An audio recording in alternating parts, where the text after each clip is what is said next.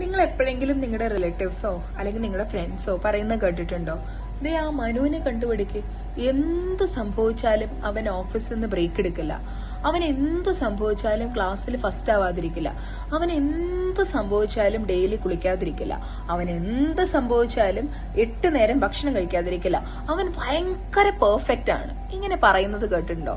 Completely perfect ആയിട്ട് എല്ലാ കാര്യത്തിലും അടിപൊളിയായിരിക്കണം, അമേസിംഗ് ആയിരിക്കണം, സോ ഗുഡ്, ഇങ്ങനെയുള്ള ചില ടാഗ് ലൈൻസിന് വേണ്ടി മാത്രം ജീവിക്കുന്ന ആൾക്കാരുണ്ട്. എല്ലാ കാര്യത്തിലും പെർഫെക്റ്റ് ആവാൻ പറ്റിയില്ലെങ്കിലും it's okay.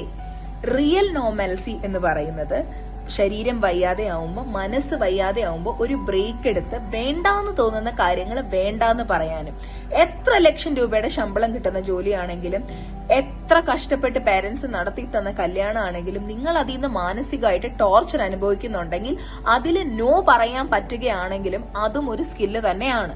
So don't be like Manu, be like you, B your self.